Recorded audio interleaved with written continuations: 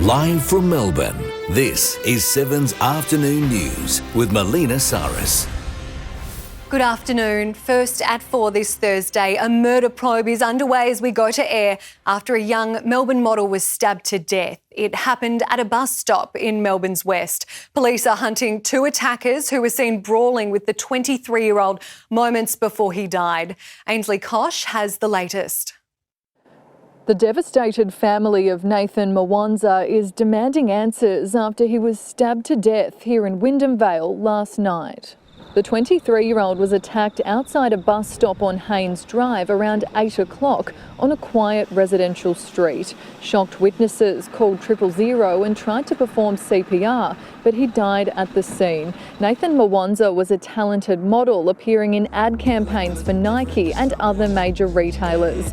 The two offenders fled the scene along Vaughan Chase before police arrived. A crime scene was set up as detectives now try to work out why this attack unfolded. Our two offenders we describe as they're two males of Asian appearance. One's wearing a white T-shirt with blue-coloured jeans, dark-coloured jeans and runners, and the second male is wearing a dark-coloured clothing described as a sort of dark-coloured jacket. They're both wearing caps, and they were last seen walking east along Vaughan Chase in Wyndham Vale. They've cut a life short. Someone who had, his whole life ahead of him. Police are urging anyone with information to come forward. And Victoria's night of violence has stretched to Geelong. An innocent 82-year-old man has been found dead in a room at the Sir Charles Hotham Hotel. Police say the elderly victim was assaulted by another man in his 30s. It happened just before midnight. The alleged attacker fled the area before police arrived. He was arrested in the city just after lunchtime. Police don't think the two men knew each other.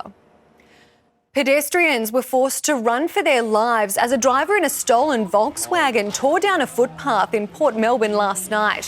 One man was hit by the erratic car but wasn't seriously injured. Police are yet to speak to the man who was hit or the driver of the car who remains on the run. We'll have a full report from Paul Dowsley later this hour. The Allen government is wielding the axe as it tries to rein in spending in the May budget. As Rochelle Brown reports, thousands of public service workers are in the firing line as part of a review into the public sector. Public service workers are bracing for mass cuts with up to 3,000 roles to be made redundant. The Treasurer says she's expecting savings of several billions of dollars by targeting waste and inefficiency. It follows repeated warnings from credit agencies that Victoria would face a damaging downgrade if it didn't cut the spending. Between 2,000 and 3,000 VPS jobs will be expected to go, ensuring, as the Premier has said, that every cent of taxpayer dollar is going to the priorities and needs of the Victorian community, particularly responding to a cost of living crisis. Another hoax review, like they did on bail. All of the figures the government has tried to throw out today are more smoke and mirrors. The review will include all departments, but integrity agencies and frontline workers won't be on the chopping block. Capital expenditure will also be excluded, so projects like the Westgate Tunnel and Suburban Rail Loop won't be investigated. The initial recommendations will impact spending decisions in the upcoming budget. We know the state's debt weighs heavily on every Victorian. Let's remove whatever cost we can, but let's not do it in a way that handicaps business. We know that this work is going to provide some challenging conversations. The final report will be handed to the state government by June 30. The new acting Chief Commissioner of Victoria Police has fronted the cameras for the first time since being parachuted into the role. Rick Nugent says he'll have no hesitation taking it up to the state government as he protects the operational independence of the force. I have no hesitation, and I was the same in previous roles, in having conversations that might be awkward with government when I am firmly of a particular view. The operational independence of Victoria Police is critical and I'll fiercely protect our operational independence. Governments have a role. They're elected to govern. They set the laws, they set the government policies. We work within that. I have no hesitation in speaking with the Minister or Premier on matters that I disagree with. And Chief Crime Reporter Cassie Zervos joins us. Cassie, Rick Nugent certainly has some challenges ahead. He certainly does, Mel, and he's absolutely aware of those challenges that lie ahead of him. On the second day of the job as Acting Chief Commissioner, he fronted the media. He said he's got a long list of priorities, and those include community engagement, speaking to his members, settling the pay dispute, of course, and the biggest one of all is bail laws. He told the big media pack that his priority in the coming weeks is to spend some time at police stations, both in the suburbs and in regional Victoria, speaking to the members, the frontline members, the ones who are going out every single day, catching alleged criminals, putting them behind bars, for them to be bailed. And of course, speaking to members of the community to see what they want and what they need. You mentioned one of the big issues there, bail laws. What other changes do you think he will bring? Well, Rick Nugent spoke to the police minister just yesterday, and he said today that right now there are plans underway to change the bail laws. He said there's no doubt that the bail laws need to be strengthened. The community's fed up and his members are fed up. So right now his priority is, of course, bail laws and keeping Victorians safe and going back to basics for the safety of the community. We know he's in the running for the top job permanently. Surely this makes him the front runner now. We understand that Rick Nugent is the front runner. There were some names mentioned earlier in the week. One of those was the Assistant Commissioner of Road Policing, Glenn Weir. But today, Rick Nugent did say his desire for the top job. We need to keep in mind as well that Shane Patton, his contract was due to expire in the middle of this year, which means we will know more in the coming months. But at this stage, it is ultimately up to the government, which is what we've seen in the past couple of days. So I'll have more on this story tonight at 6, Mel. Thanks, Cassie. We look forward to seeing you then. Australia's unemployment rate has increased. Figures for January were released this morning, showing it's risen from 4% to 4.1%. 10,000 fewer people had part-time employment, but 54,000 people found full-time work. More evidence that under the Albanese government, wages are rising, jobs are rising, all while bringing down inflation and, of course, seeing a very welcome interest rate cut for Australians. The Reserve Bank has noted the surprising resilience of our unemployment figures as a reason we might not see further rate cuts for some time. RBA Governor Michelle Bullock will front Parliament tomorrow. It's quite a pleasant afternoon here in Melbourne. Tyra Stowers is with us. Tyra, talk us through the latest conditions. Melina, it's really turned into a beautiful sunny afternoon. So far, the city has reached the low 20s after a chilly 15 degrees early this morning, and currently it's 20 outside. Temperatures are still well below average for this time of the year before it's set to heat up tomorrow. Let's look at what happened around the suburbs today. Cloud blanketed most areas from mid-morning, but it's cleared to sunshine this afternoon. Winds were south to southwesterly. Frankston and Geelong, you were down to 13 degrees. Coldstream was the coldest though, with a low of 11. We're set to defrost sooner than you think. I'll be back a little later with your full weather forecast, Mel. Thank you, Tyra. We'll see you later in the bulletin. Australia is facing an unprecedented wave of security threats, and Chinese ships are right now incredibly close to our east coast. We're live to Canberra next. Plus, the high-profile Star's home up for sale and our weekly look at Melbourne's property market. You're watching 7 News. We are live and local from our Dockland studios. A hit-run driver has been jailed for 4 years over a tradie's death on his birthday. Hayden Waterhouse was originally charged with murdering 23-year-old Jamison Ross. He'd accelerated near a group of men who'd surrounded his car in Hastings, but he claimed he didn't intend to hit anybody and believed his car had hit a curb. 36-year-old Waterhouse pleaded guilty to dangerous driving causing death. Australia's Air Force and Navy are tracking 3 Chinese warships off the east coast this afternoon. Live to Josh Martin in the nation's capital. Josh, the ships sailed as close as 150 nautical miles off Sydney. Yes, good afternoon, Melina. And the Defence Department won't say where the warships are right now, but is keeping a close eye on them. It was a week ago when it was first revealed a Chinese frigate named the Hengyang passed through the Torres Strait near Queensland. It's since joined two other ships, a cruiser and a replenishment vessel, tracking their way down Australia's east coast. Overnight, the Financial Times newspaper revealing the warships went through the Coral Sea and as far south as Sydney. The Albanese government says China is obeying international laws, but our military is actively watching as the relationship hits a bumpy patch. There was another incident earlier this month when a Chinese fighter jet dropped flares in front of an Australian patrol plane over the South China Sea. This task group is acting in accordance with international law. They're entitled to be where they are. Australia's also entitled to be prudent. We're an island nation. We're surrounded by water. We should have a much bigger and stronger navy. Last night, China's top diplomat in Australia was in the audience as spy boss Mike Burgess delivered his annual threat assessment. The ASIO director says foreign spies are aggressively targeting our defence sector. Military personnel were recently given gifts with listening devices hidden inside. AUKUS will remain a priority target for intelligence collection, including by countries we consider friendly. ASIO has identified foreign intelligence services seeking to target AUKUS.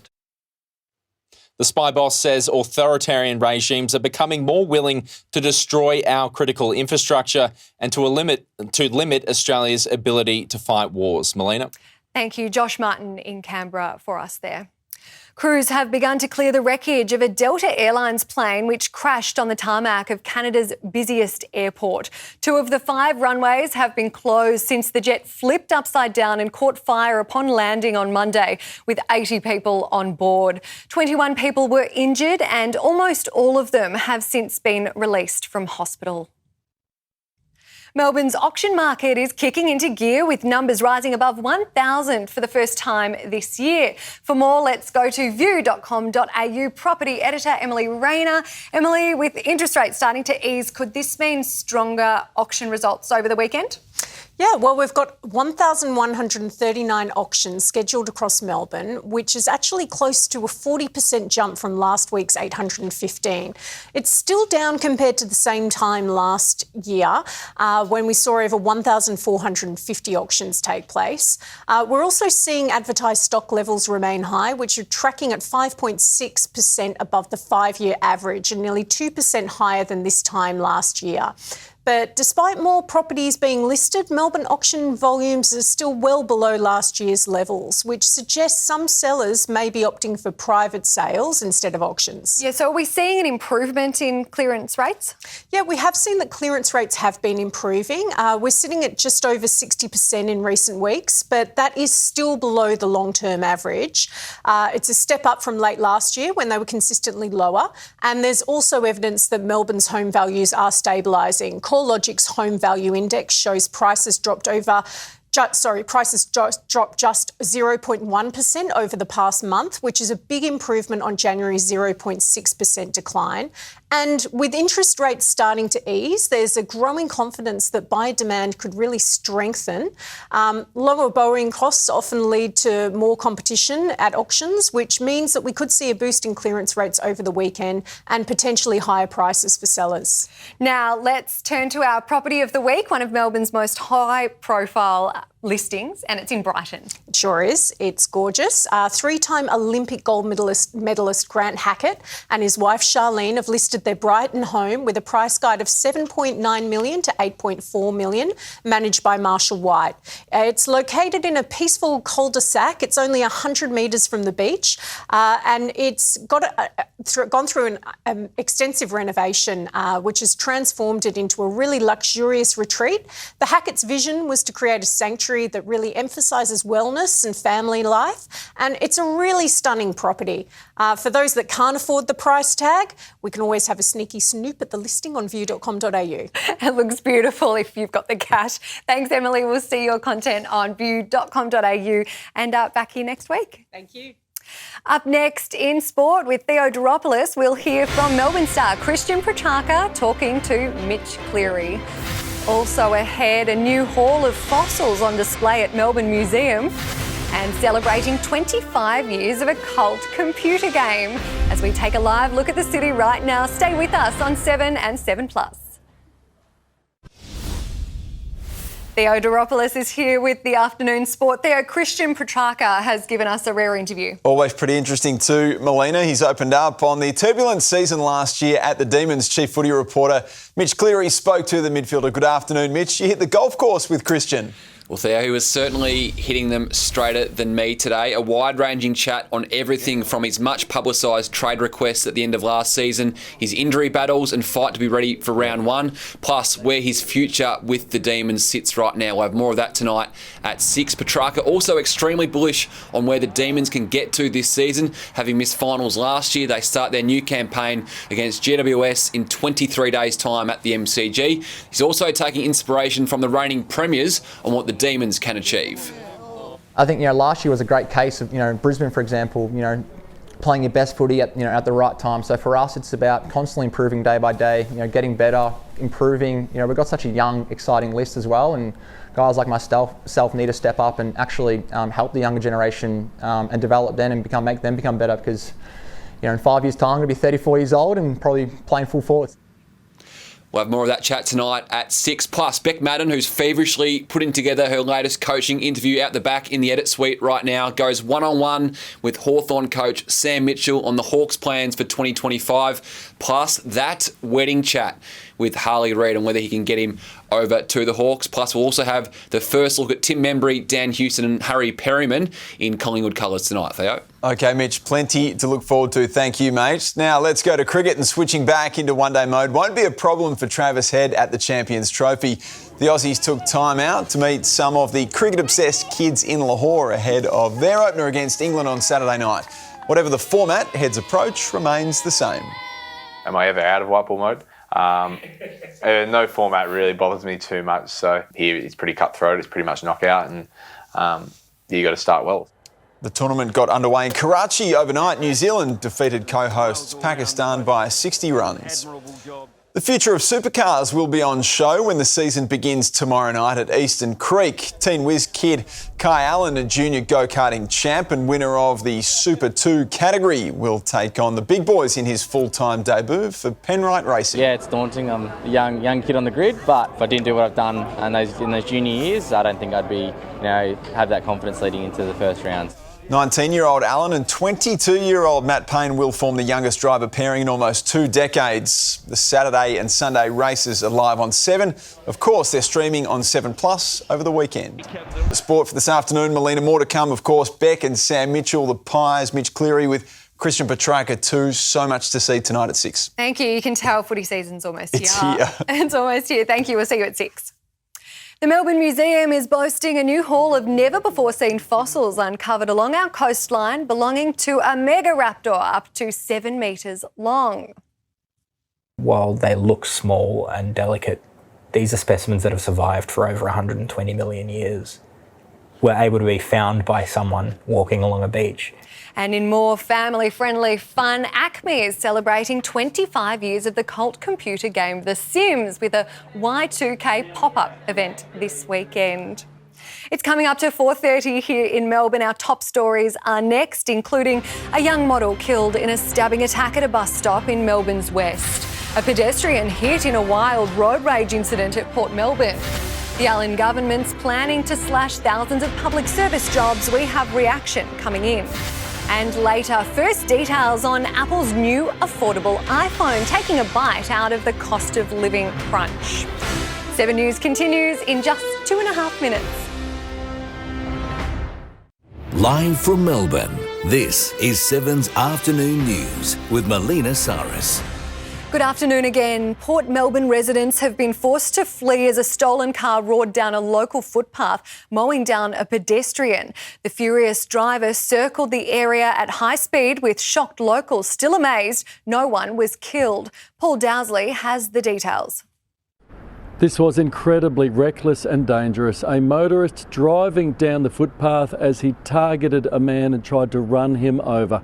It happened last night around 7 in Port Melbourne. The male driver in a stolen Volkswagen drove up over a curb, through wooden bollards and down a footpath, trying to drive into a man. And he did actually hit his target, but the man wasn't badly injured. He had fled with a woman by the time police arrived and an ambulance came too.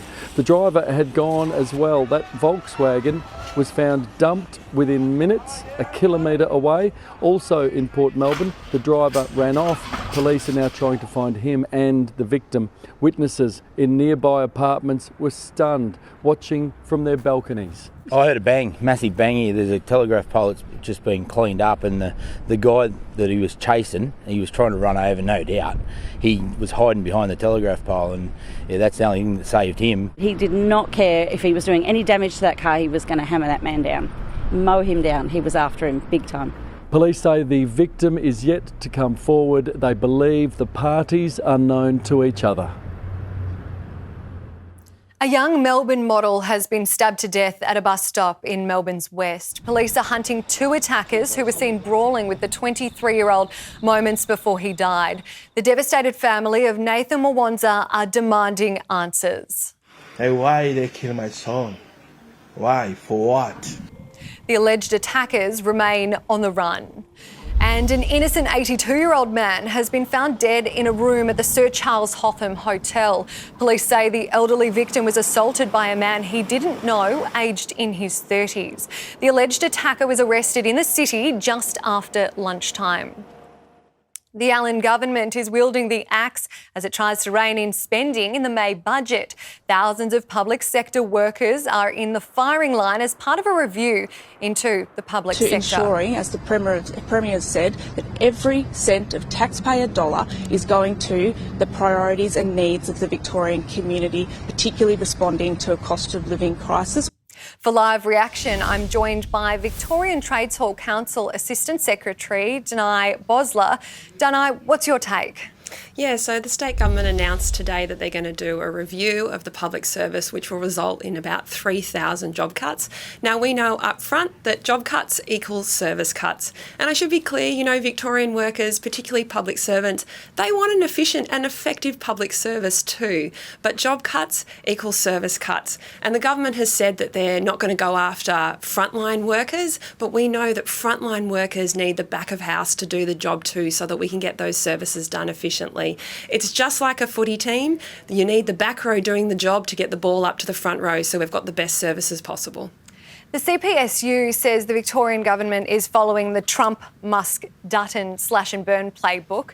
Do you agree? Look, it does seem fashionable globally right now to cut public services, and Trump is learning pretty quickly that when you cut thousands of public service jobs, there's consequences for that. The business of government doesn't get to happen. Services don't get to be delivered in any way, shape or form. And we would hope and expect that that's not going to happen in Victoria. As part of this review, we would expect first and foremost that the public sector unions will be consulted, that public sector workers will be consulted, because they want an efficient and effective public service too. And they've got ideas about way we can do that, the reforms we can do before we go to slash and burn. We're only talking about returning to pre-pandemic levels. Isn't that fair enough? Victoria is growing. We're growing at a rate bigger than the rest of the nation. So I think we need to have a public service that reflects the needs of the community. In a cost of living crisis, even post-COVID, in a cost of living crisis, people need government services now more than ever. So now's not the time to go cutting them. You mentioned some of the consequences there of the cuts. What do we think are going to be the real impact on Victorians? Yeah, this is the thing is we don't know yet. The announcement's just dropped. We don't know yet where those job cuts will be, what the consequences will be. The government has said that there could be some impacts on public-facing services, which is a pretty huge ramification. But these are important public service jobs. We don't know where the cuts will be, but our public service workers keep our state running, plan for our future, plan our infrastructure. These are important jobs and we'll defend them. Thank you, Danai, for joining us this afternoon. Appreciate your time. Thank you. Donald Trump has unleashed on Ukraine's president, accusing him of being a dictator and playing America like a fiddle. Volodymyr Zelensky has pushed back, claiming the US president is living in a Russian-made bubble of disinformation. Blake Johnson reports. Donald Trump really has gone to the next level in his war of words here, calling Volodymyr Zelensky, the Ukrainian president, failing and unpopular, and blaming Ukraine for Russia invading it. I love Ukraine, but Zelensky has done a terrible job. His country is shattered, and millions of people have unnecessarily died. Earlier, Trump posted this, calling Zelensky a dictator without elections. Zelensky better move fast or he's not going to have a country left. Reaction to this has been one of shock, from European leaders to American politicians who say this is close to Russian propaganda coming from the US president. It's disgusting to see an American president turn against one of our friends and openly side with a thug like Vladimir Putin. Regarding Ukraine, Europe and the world now stand at a crossroads, says the Swedish Prime Minister. We will continue to support Ukraine. This war is far more important to Europe than it is to us, and that there's a very big, beautiful ocean, a separation. As soon as Mr. Trump made those comments online, they became headline news in Russia. Meetings between US and Russian officials yesterday are followed tomorrow by US and Ukraine officials. The goal of the meeting was precisely to increase trust between Russia and the United States. It is crucial for us that the meeting and our overall cooperation with America be constructive, says Ukraine's president. Ukraine can't call an election at the moment because it's under martial law, and with so many Ukrainians displaced and Russia controlling much of that country's eastern flank, you'd have to ask just how fair and impartial a Ukrainian election would be today. Fire has destroyed a large furniture factory in Sydney's southwest. Foam and chemicals used to make furniture fueled the flames, making it difficult to contain. Bill Hogan reports.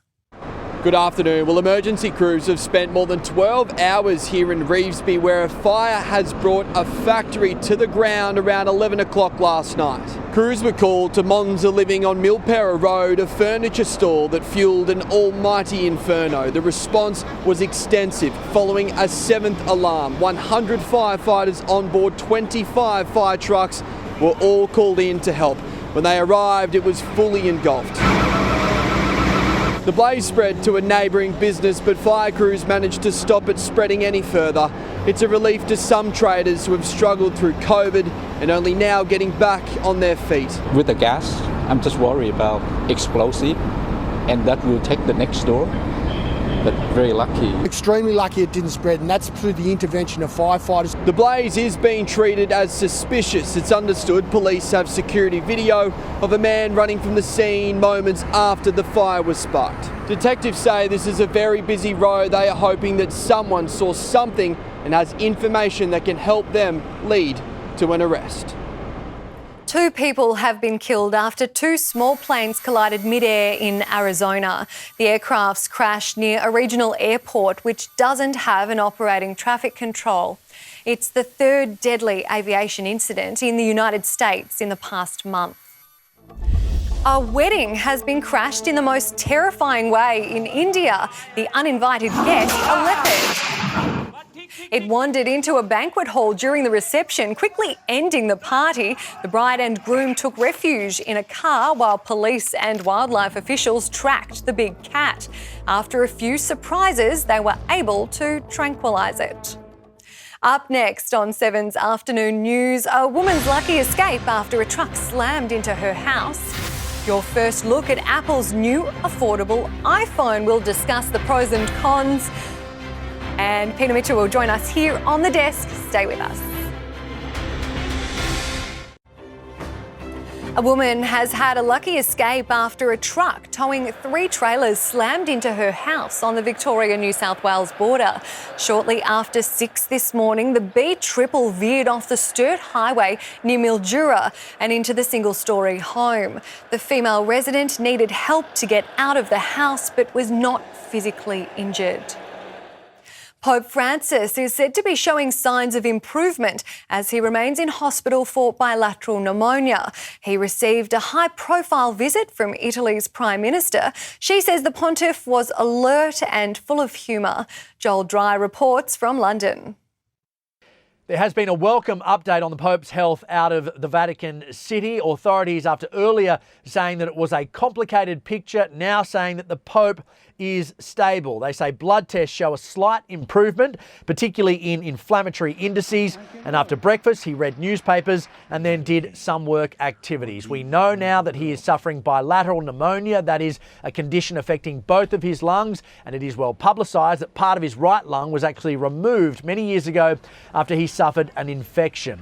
We know that part of the work he is now able to do includes receiving some visitors, and today he was able to spend some time with the Prime Minister of Italy, Giorgia Meloni, who reported that she was relieved to find him alert and responsive. So it definitely looks like being a day-by-day prospect, this recovery. While it is trending in the right direction, there are other reports suggesting that Vatican authorities are already starting to prep for his funeral. So on one hand, we have good news about his health, but on another, a slightly more pessimistic outlook. Everyone, of course, not just Catholics, keeping their fingers crossed that he can make a full recovery. 100 million people are right now under extreme cold weather alerts as a new winter storm barrels across America's east. Arctic air has plunged temperatures to life-threatening lows. Several inches of snow has been dumped and there is more to come. Parts of the upper Midwest are experiencing extreme conditions, North Dakota dipping to minus 37 degrees Celsius. A large sinkhole swallowed up a road in the centre of a village in the United Kingdom. It's double the size in 24 hours to at least 20 metres long, while a second opening has also appeared. 30 residents have been evacuated from their homes. Apple has unveiled a new iPhone that is significantly cheaper. Stephen Fennick is the editor at techguide.com.au. Stephen, it actually comes with a lot of Apple's latest technology. Yes, good afternoon. Yeah, you're right. This is Apple's cheapest phone. It's not cheaper than others in the line. It is cheaper than others in the lineup, but there are much cheaper phones on the market. But Apple has packed in a lot of features, including the latest processor. The processor that's on board the iPhone 16, which came out just 5 months ago, is on board the new iPhone 16e, as is Apple Intelligence. So that's Apple's AI is also on board. It's basically the iPhone 14 that's been retrofitted with that faster chip, but it is priced from under $1,000. So definitely the most affordable iPhone you can buy today. Let's talk about that price, $999, just under $1,000. Is this about trying to lure younger people to Apple? Yes, it is. Well, younger people were already attracted to the brand, but I think this is the device that I think maybe parents may buy their children, or maybe companies may deploy in a fleet in their offices. So it is under the $1,000 mark. It's an ideal price point for the iPhone. This replaces there was previously a much cheaper iPhone called the iPhone SE, and a lot of people, myself included, thought this was going to be the replacement for that device. Rather, what Apple did is included it in the iPhone 16 family, hence the name, the 16e. So it is slightly more expensive than what the iPhone SE, which is now discontinued, that was at $749, but that had a home button, a much smaller screen. This is a real advanced model compared to the previous SE, hence the increase in the price, or the higher price point there. But still, it is the most affordable iPhone. It's a cheaper iPhone, not a cheap iPhone. It is available from Friday week, so the 28th of February. And for people who don't need to use it for business or for content creation, could it stop the average person from forking out for those more expensive iPhones? Oh, absolutely, yeah. Well, the phone obviously doesn't have all the features of the Pro models and the more expensive models. For example, there's only one lens camera. It's still a 2-in-1 camera system with one lens. It doesn't have the MagSafe feature, which wirelessly connects and magnetically connects to your charging stations. So little features like that aren't present on the iPhone 16e, which makes it much cheaper than those other brands. So those other phones. So the 16 Pro, obviously, made out of more premium materials, triple camera system, bigger screens as well. This one has all the features you'd need, as you said, camera, good screen, good processor, Apple Intelligence. So it ticks all the boxes for your average user who wants to take good photos and stay connected. Just quickly before you go, if $9.99 is still too expensive, are there a lot of other smartphone alternatives that are even cheaper? Oh yeah, there's heaps of smartphones. You can buy a smartphone for under $200 with a nice screen, triple camera systems. You can buy secondhand iPhones too. I think that's the cheap iPhone if you still can't afford $9.99. The refurbished iPhone market is thriving. So if you want to buy an older, a 14, a 13 or a 12, you can get them at a great price. Even the iPhone 14, which Apple before today was stocking as new devices, they're now available at discount prices at other resellers as well. So your JB Hi-Fis and Harvey Normans, those other retailers, may have stock of the iPhone 14, still a new device, but at a discounted price. Thank you so much. Stephen Fennick from techguide.com.au there. Thanks for joining us. No worries. Thank you. 7 News is coming up at 6. Peter Mitchell is here in the studio with us now. Mitch, we had some extraordinary pictures coming into the newsroom late yesterday. Hello, Melina. Yes, indeed we did, and we were able to show this vision last night from a crash out at Craigieburn. And tonight at 6, Sarah Jones gets to the bottom of exactly how all this drama unfolded. And Mitch, we've also got a few sit-down interviews with a couple of big names in sport. Yes, indeed we have, Melina. Former AFL chief Gillan McLachlan, as we know, is the new boss of Tabcorp. He sat down with Bethan Yeoman to discuss how he's turning that business around. And Rebecca Madden's interviews with the AFL coaches continue. There's been a lot of positive reaction to these chats. And tonight it's Hawthorn coach Sam Mitchell. Plenty of questions for Sam. And we're also sending Paul Dowsley to the Kylie Minogue concert tonight, and he'll be there live for us at Rod Laver Arena, Melina. I can't wait. You know he's a fan. Yes, you both are. We'll see him at 6. Thanks, Mitch. Thank you. A major Melbourne charity event is coming to an end. Up next, why a million paws walk will no more. And this is a live look at the heart of our beautiful city right now. We'll check your traffic and weather shortly. This is 7 News. Shervo's back on the track, but this time he's taking on his fiercest rival ever. The live TV event, Shervo versus a supercar. Can the Sunrise host outrun the four-wheel beast on foot? It's a Fast and Furious Friday. Start with Sunrise.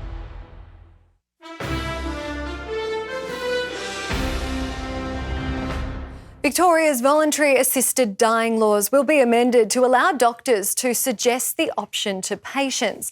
The changes will also remove some of the original guardrails, including how many doctors need to be involved. Neurodegenerative disease like MND, we will remove the requirement for there to be a third medical opinion. The Health Minister says the changes bring Victoria into line with some other states. The famous Million Paws Walk is about to take its final steps. After 30 years, the annual fundraiser will make its last lap of Albert Park and other locations in late May. The RSPCA says it's changing focus because of the rising cost of event logistics. A Western Sydney couple have been given the gift of a lifetime by none other than rapper Drake. Getting down on one knee, Sanjay Lal proposed to his girlfriend Deema, capturing the star's attention. The Canadian singer then announcing he will send them on a honeymoon and gift them $25,000. It was such a surreal moment to have thousands of people cheer us on, and I'm a huge Drake fan, and you know, to have Drake part of that proposal was something just extraordinary, to be honest. I was so blown away, and people screaming, and what a proposal, you know. The moment has been shared across social media and viewed by thousands. Tyra Stowers is filling in for Jane Bunn today. Tyra, it's warming up over the next couple of days. It is, Mel. After the long stretch of below average temperatures, it finally starts to heat up as soon as tomorrow. The city was down to 15 degrees this morning before reaching the low 20s. Around the suburbs, it was mainly cloud about for most of the day before the sun did come out to play in the afternoon. Southerly winds kept it cool. Further out, it was cloudy in the south this morning with isolated showers around Gippsland before moving east. If you're in the north, though, it's been mostly sunny and dry for you. To the capitals, Brisbane showers and 29, Sydney a cloudy top of 26, Canberra 27, Adelaide 33 and sunshine, then Perth is looking at 26. Back home now, there's likely to be patches of morning fog around the ranges, but overall warm with sunny peaks. Light winds will be easterly. Mildura hits 36 with bright sunshine. Closer in now. Tomorrow we'll do a complete 180. We're likely to have above average temperatures, so the opposite of today. It's looking mostly sunny and dry, but there is the chance of some morning fog. Frankston peaks at 31. The city's low is 11, the high is 32 and mostly sunny. OK, this is how our week is shaping up. Saturday, bright sunshine, 37. Sunday is when we could see a shower or two, 30. Monday, 23. Tuesday, partly cloudy, 27 and then 33 on Wednesday before dropping to 29 on Thursday. So you can lose the jumper tomorrow, Mel. Thank you, Tyra. Love to see that it's warming up in time for the weekend. We'll see you at 6. And that is the latest from our newsroom this Thursday. Peter Mitchell's here in just over an hour. From now, from the 7 News team, I'm Melina Sarris. Have a great afternoon.